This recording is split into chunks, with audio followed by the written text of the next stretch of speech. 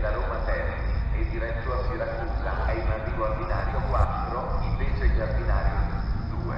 Attenzione! Allontanarsi dalla linea gialla. Carrozze dalla 2 alla 3 in coda al treno, dalla 4 alla 6 centro treno, dalla 7 alla 8 testa treno.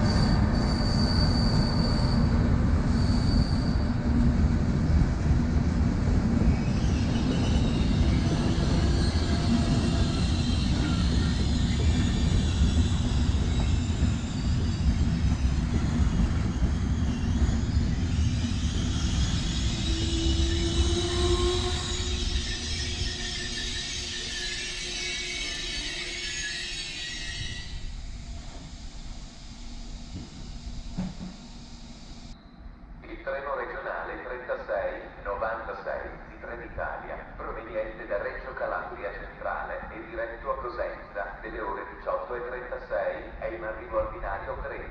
Attenzione! Allontanarsi dalla linea gialla.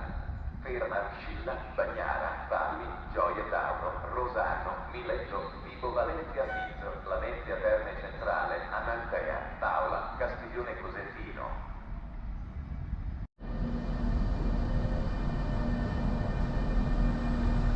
Trenitalia, delle ore 18:20, per Siracusa, Calcira Metropolitano, previsto di 25 minuti. Chiediamo gli abitanti a prestare attenzione a seguire comunicazioni di partenza. Ci scusiamo per il disagio.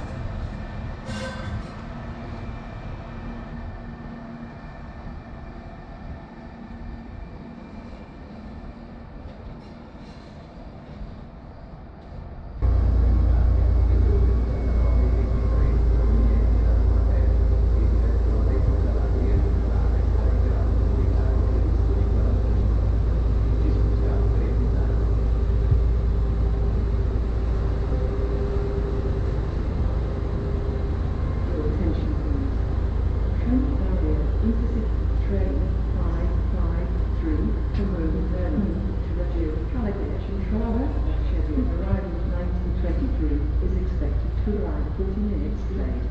We apologize for the inconvenience.